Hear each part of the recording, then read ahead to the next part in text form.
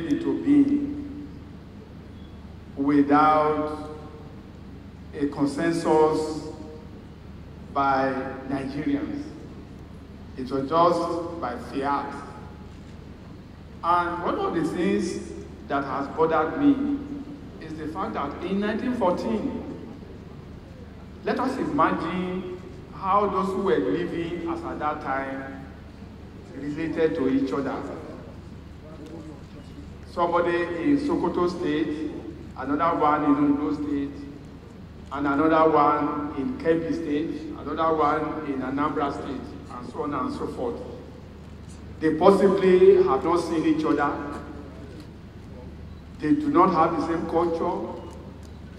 They do not eat the same type of food. They do not wear the same type of dress. And they haven't really seen themselves the type of administration that, with which they conducted themselves. In the north, it was by way of indirect rule, and it was successful. In the west, it was semi-successful. In the east, it wasn't. And we package all these people and say, you are one country and you are administered the same way. That is the beginning of Nigerian problem. Nigeria was not negotiated, and there was no opportunity for us to discuss how will Nigeria move on. We just found ourselves like in this hall, and we say we are one country. And sometimes some people say we are one nation, and we tend to deceive ourselves. That's one of the major problems. The second problem is that actions should have consequences. It doesn't in Nigeria. And so I can go on and say all these problems. So, and of course, you look at the Nigerian police that is constitutionally saddled with the responsibility for taking care of security in Nigeria. I remember in 2014 when we went on national conference, Prof will possibly remember, I'm there to witness. Part of the process of talking at the conference, you have to introduce yourself before you make your speech. And I had a special way of introducing myself. I mention my name, and I say a retired commissioner of police, and also a lawyer. Everybody will laugh and say two bad things in one person. So that's Nigeria. Nigeria sees the police as a bad thing. And of course, they also see a lawyer as also another bad thing. And when these two are combined in one person, that person must be the baddest, if you can permit me that. So, this is where we had some of these problems that is confronting us. I was telling the convener, when I was invited for this program, I was very happy because Nigeria must move from where we are. We must take a bold step and move on. When I looked at the list of contestants, nothing about security.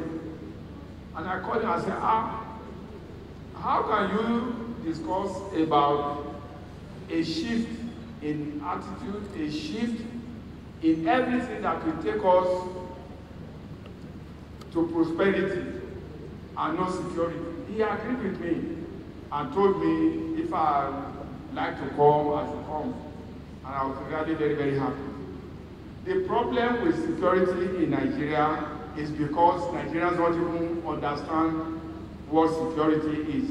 Security is not the absence of armed robbery or kidnapping and all that. That's not security. Security is a total thing, a state of equilibrium, where if an offense is committed, the suspects are arrested, they are prosecuted, lessons are learned, deterrence, everything is there. It's a complete thing. But in Nigeria, look at us. I will say this, I told myself, don't tell them your pension, no, but I will tell you my pension.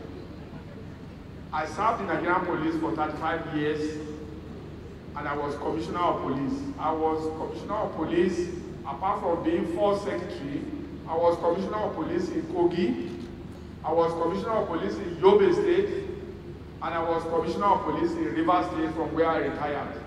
My pension is 137,000 naira. So you can imagine the pension of an inspector. And so if you want the police to improve, you must think about the welfare of the police. But over and above that, we are in the 21st century. In other climes, security strategy is technology driven. Technology driven. About a few years back, I was in the US, especially in Los Angeles. Between Los Angeles and San Diego, there's a road, 14 lanes, 14 lane road, 2 service lanes on either side, and then 10 lanes in the middle. I watched that scene for about 30 minutes. Then, after 30 minutes, I looked so demoralized, and I asked myself rhetorically, where will a policeman stand here to say, come and open your boot and check your car? Nigerians are hypocrites. I mean, you just blame the police. If you go out of here, you see where police, between here and I came this morning, you find maybe 4 policemen on the road, no vehicles sometimes, or maybe it's soldier, the military, or it's road safety and all that. You have a rickety vehicle there, and you know, thank you. Trailers and all, they are going, and then you want the police to bring us to where they will be in comparison with the United States, Israel, and all these places. We must be joking. Well, like I said, of course, everybody here, everywhere, knows that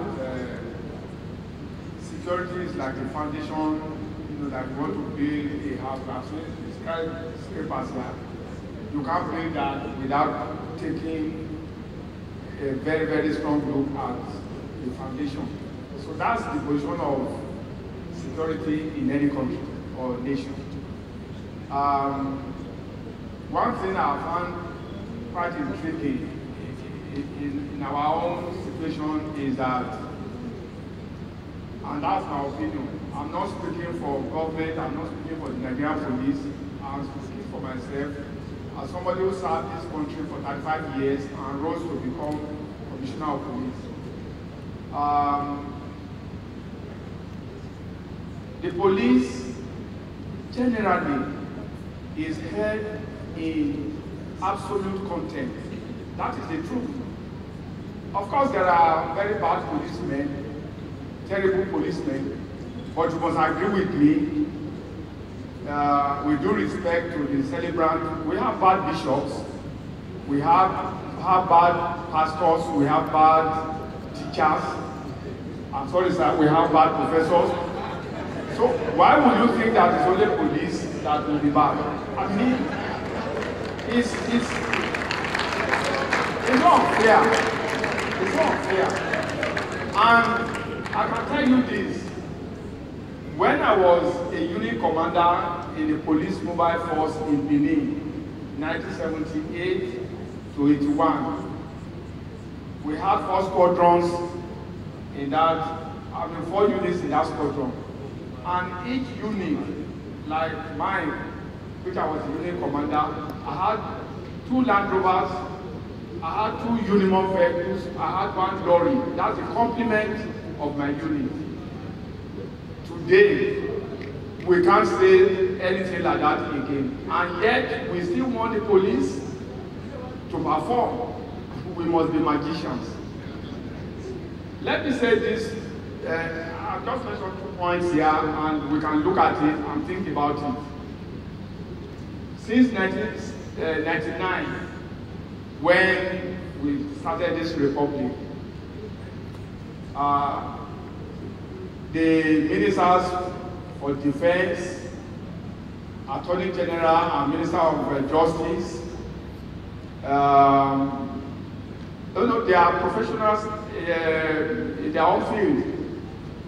And of course, I don't think government will have appointed a civilian as Minister of Defense. But the police, the first in 1999, it was a prison officer.